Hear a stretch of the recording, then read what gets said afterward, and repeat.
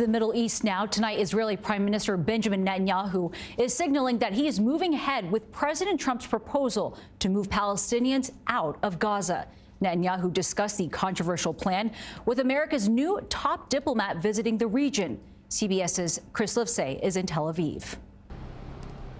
Good evening, Nancy. Secretary Marco Rubio and Prime Minister Benjamin Netanyahu were united on virtually every issue facing Israel in the Middle East, from stopping Iran from getting nuclear weapons to the future of Gaza. Both the optics and the words made it clear where the U.S.-Israel relationship stands on Gaza. President Trump and I are working in full cooperation and coordination between us. On his first visit to Israel as Secretary of State, Marco Rubio championed President Trump's once unspeakable proposal to move all of Gaza's 2 million people somewhere else, to turn it into the Riviera of the Middle East. The president's also been very bold about his view of what the future for Gaza should be. Not the same tired ideas of the past, but something that's bold and something that, frankly, took courage and vision.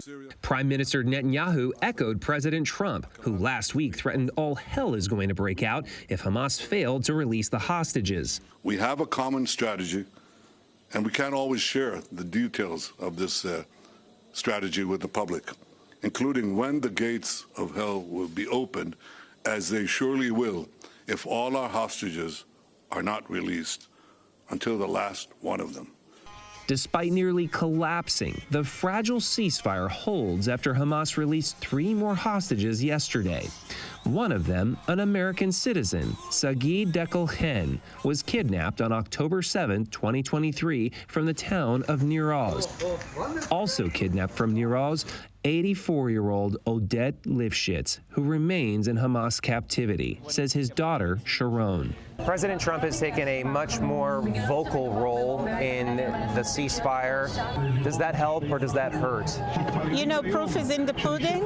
I do not know. I think we have to wait and see.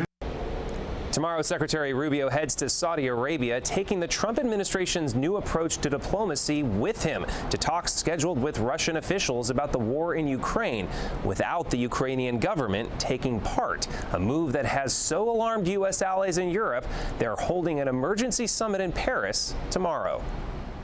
And Chris, the Trump administration's push to end the war has worried America's allies in Europe, with some calling it shock and awe. So how far can these talks really go without their participation, or Ukraine's for that matter?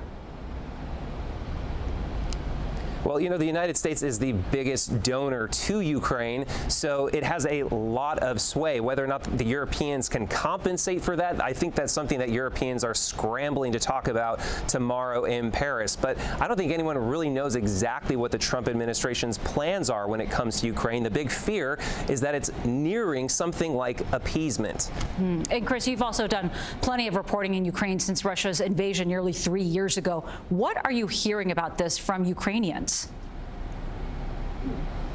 Ukrainians are terrified. They see a generation that they've lost in this war, but also people from countries around the former Soviet Union. They fear, what kind of message does this send to Russia?